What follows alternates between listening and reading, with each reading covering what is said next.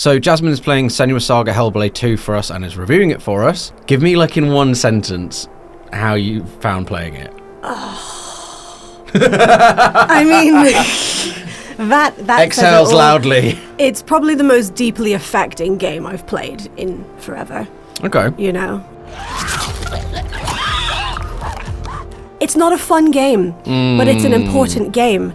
But this one just takes what made the first one so deeply emotional and so deeply powerful and amps it up by like 10,000. It has actual story this time that makes it all feel more like a narrative experience than just a purely metaphorical. Yep. Like, if the first Hellblade is like a character study of Senua, then Hellblade 2 is like taking that character and giving her a story, and it's a story of humanity and of like letting go and becoming a full person. Yeah. But Hellblade 2 is her coming out the other end. She's still got these problems, but she's using them as assets, and they're actually helping her become a better fighter.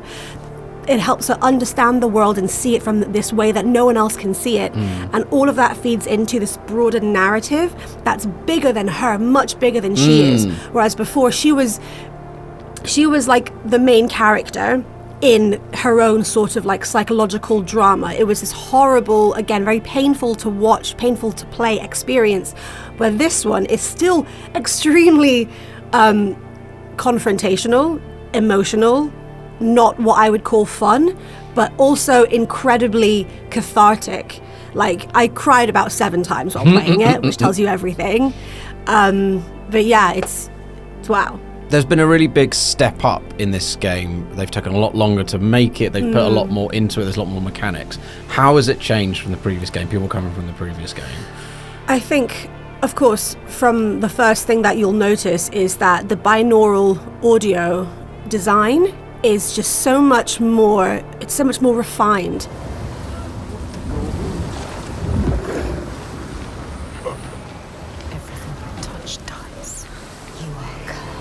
It really feels like when you close your eyes, you just feel like there are people just talking behind you all the time. The Furies. It has that ASMR kind of quality. And for me, I don't really respond well to ASMR. It kind of makes my back hurt in a way. Like, it makes my lower back really hurt. So I had to like turn it down a little bit. But you really should only play this game with headphones, because it puts you... One core tenet of it is that it really wants to immerse you in this world and in this story, and it does that in a big way through the audio design, but also through its incredible graphics.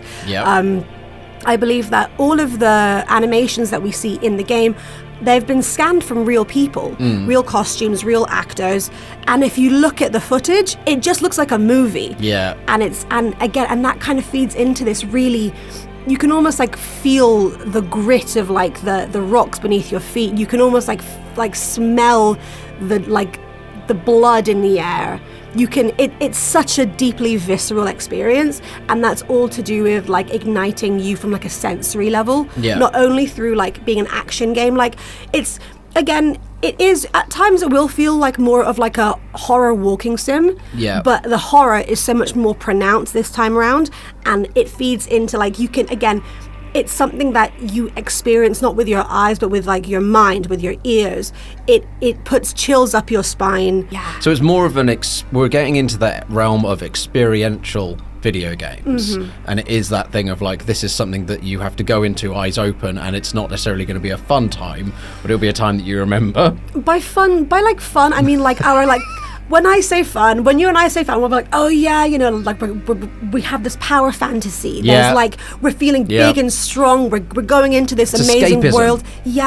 You're leaving your life behind to become a big, strong person. You're not a big, strong person in Senua Saga. You are a strong person because you've been through stuff. You are a deeply traumatized person. But still powerful and still strong. Yes. But it's not the same kind of power fantasy. I guess it's the power fantasy of being like, you know what? I have a lot of baggage, but that's not going to stop me going to Iceland to avenge my dead family. That's the power fantasy of this game, which is a very specific one, mind. But again, it's when I say that it's not fun, it's not like you won't be there laughing away. There's not one moment in this that will make you smile, but it will make you go, oh my God, I feel that, and I feel like I'm being sort of again, like almost interrogated, but there are these moments where like this really intense darkness gives way to the most beautiful moments of calm and peace. And, you know, like you'll have one really scary moment where you're like trapped in like a little tight confined space in a cave, and you're in the dark, and the Furies all around you, they're like shouting at you just to leave and get out, and it's really chaotic and frenetic. And then you can just breathe, and you're in this like golden field bathed with light, and you've come out the tunnel, the literal tunnel, and you just walk around, and the game is like, oh, like you can be safe here, like you can relax here.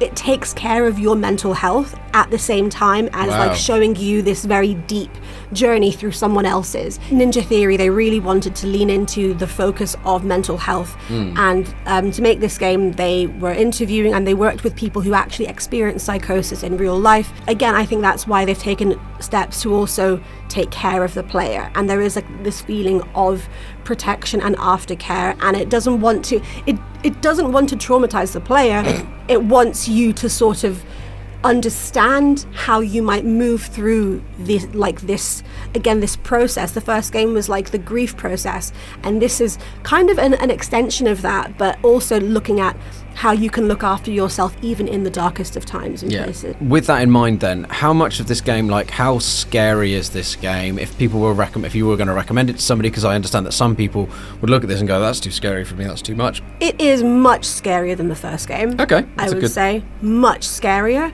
That's at first blush. That's when you first see it. It's scarier. The atmosphere is a lot more gritty. The audio design is very harrowing. You hear people crying, people choking on their own blood. It's very, there's a lot to it that is very like texturally rich and deliberately off-putting. If someone experiences extreme anxiety around that kind of thing, I wouldn't play this game. Okay.